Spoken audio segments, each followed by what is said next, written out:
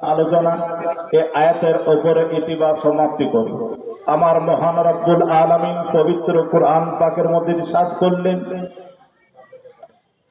ওমা আতাকুমুর রাসূলু ফাখুযুহু ওমা নাহাকুম আনহু ফান্তাহু। বলে নবী যেটা দেয় সেটাকে তোমরা গ্রহণ করে নাও, আর নবী যেটা নিষেধ করে সেটা থেকে তোমরা বিরত থাকো, দূরে থাকো। মুসলমান ভাইরা আমার, কিন্তু সত্যি এই শেখ পাড়ার আমার মায়েদেরকে দেখে আমার জানটা মনে হচ্ছে একেবারে ঠান্ডা হয়ে গেল। আমার মা বোনেরা দেখেন কত সুন্দর বসে আছে জান্নাতের বাগানে, মনে হচ্ছে জান্নাতে হুরি বসে আছে। সুবহানাল্লাহ বলবেন না? একবার তাকিয়ে দেখেন, অন্য স্টেজে বাবা অনেক প্রোগ্রাম করেছি, কিন্তু যে জায়গাতে মেয়ে ছেলে থাকে চারটা, সে জায়গাতে ক্যাচার ম্যাচার লেগেই থাকে রে বাবা। কিন্তু সত্যি আমার শেখ পাড়ার মায়েদের এত আদব আখলাক দেখে আমার মনটা ভরে গেল। কারণ আমার মায়েরা এমন ভাবে বসে আছে মনে হচ্ছে জান্নাতের ভেতরে বাবা, যেমন গোলাপ বাগানে যেমন গোলাপ ফুল ফুটে থাকে ওই রকম মনে হচ্ছে জান্নাতের বাগানে আমার মায়েরা জান্নাতে হুরি বসে আছে। সুবহানাল্লাহ। মজ্জাদ মুহতারাম সামিন, তবে বাবাজি ভাইয়ের আমার মা বোনেরা গো, যাই হোক এটা হলো নবীর স্টেজ। এই স্টেজের আদব রক্ষা করা হলো আপনাদের দায়িত্ব। যতক্ষণ থাকবেন না কেন এই আদবটা রক্ষা করার চেষ্টা করবেন। যদি আপনার এই মাহফিলটা আপনার জন্য কবুল হয়ে যায়, এটাই আপনার জন্য জান্নাতের ওসিলা হয়ে যাবে, এর বদৌলায় আপনি জান্নাতি হয়ে যাবেন বাবাজি। তাইলে আমাদের আদব রক্ষা করতে হবে জান্নাত, আমাদের আদব রক্ষা করতে হবে মাহফিলে। কারণ মাহফিলের আদব রক্ষা করতে পারলে জান্নাতের আশা করা যাবে। আর যদি কোনো মাহফিলে কেউ বেয়াদবি করে তাইলে জান্নাত তো দূরের কথা, জান্নাতের খুশবু পর্যন্ত পাবে না। তো মজ্জাদ মুহতারাম স্বামী, আমার মহান রব্বুল আলামিন বললেন কি, নবী যেটা দেয় সেটাকে তোমরা গ্রহণ করে নাও, আর নবী যেটা নিষেধ করে সেটা থেকে তোমরা বিরত থাকো, দূরে থাকো। বাবাজি, একদল মানুষ এমন আছে বলে নবীকে কেন মানব, আমি ডাইরেক্ট যেটা চাওয়া আল্লাহর কাছে চাই। জুনায়েদ বাগদাদি রহমাতুল্লাহ আলাই, তিনি একটা নদীর ওপর দিয়ে যাই নামাজকে বিছিয়ে দিয়ে নামাজে দাঁড়িয়ে গেছে, নামাজ পড়ছে, তাকবীর তাহরিমা বেঁধে নিয়েছে। একজন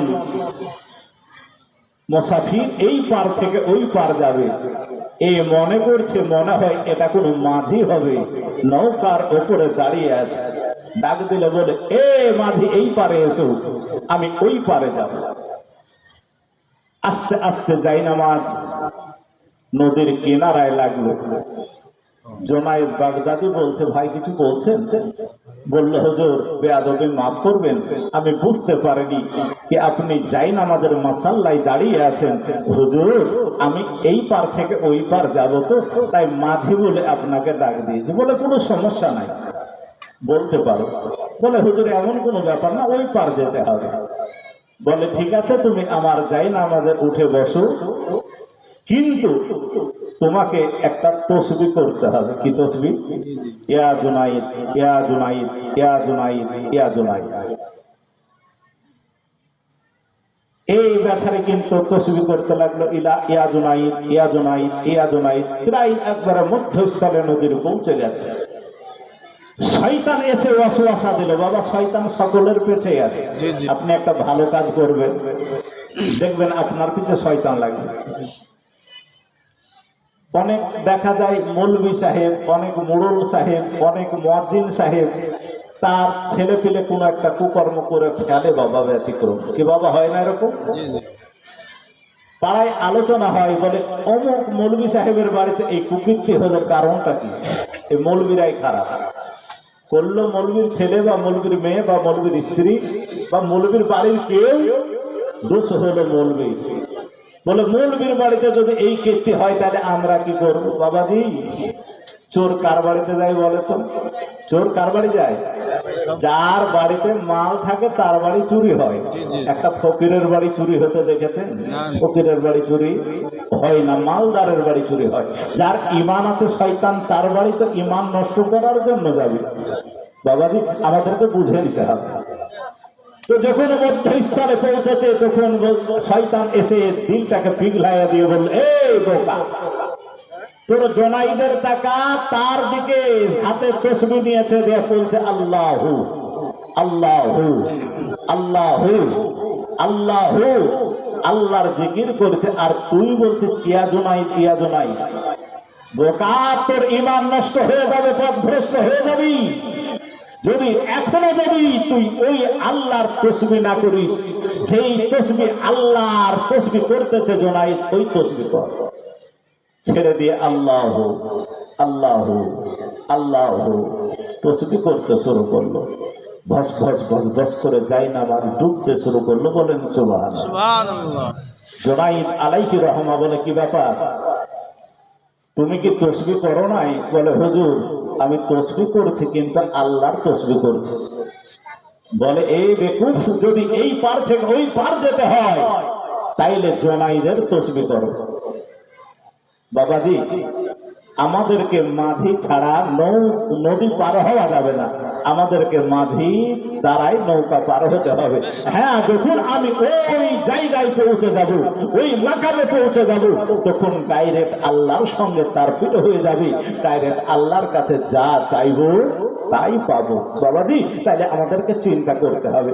অনেক এমন মুসলমান আছে তারা বলে আমরা নবীকে কেন মানবো, আমরা আল্লাহ ছাড়া কাউকে মানি না, আমরা ডাইরেক্ট আল্লাহর কাছে মানবো, আল্লাহকে মানবো, আর যা চাওয়া আল্লাহর কাছে চাইবো। আল্লাহর নবী সাল্লাল্লাহু তাআলা আলাইহি সাল্লাম বললেন, বলে তোমাদের কলেমা হলো লা ইলাহা ইল্লাল্লাহু মুহাম্মাদুর রাসূলুল্লাহ সাল্লাল্লাহু আলাইহি ওয়াসাল্লাম। আচ্ছা, নবীর কলেমা কি ছিল বলুন তো? নবীর কলেমা ছিল লা ইলাহা ইল্লাল্লাহ। আচ্ছা, শুধু যদি লা ইলাহা ইল্লাল্লাহ, লা ইলাহা ইল্লাল্লাহ এটা যদি পড়েন আপনি পূর্ণ মুসলমান হতে পারবেন? সুবহানাল্লাহ সুবহানাল্লাহ। রুবেল ৫,০০০ টাকা দিয়েছে আল্লাহ, তার দামকে তুমি কবুল করে নাও। নারায়ে তাকবীর, আল্লাহু আকবার, নারায়ে তাকবীর, আল্লাহু আকবার, নারায়ে সালাত। ইয়া রাসূলুল্লাহ, রুবেল ভাই আমার ৫,০০০ টাকার দাতা, জিন্দাবাদ। রুবেল ভাই আমার ৫,০০০ টাকার দাতা। সুবহানাল্লাহ সুবহানাল্লাহ। হয়তো মেয়েটা কিছু দিবে, আপনারা কমিটির লোক যে আছেন লিয়ালেন না হাতে, কিছু দেওয়ার জন্য এসছে, তাড়িয়ে দিলে হবে? হাতে কোনো কমিটির লোক ধরেলেন তাহলে তো হলো।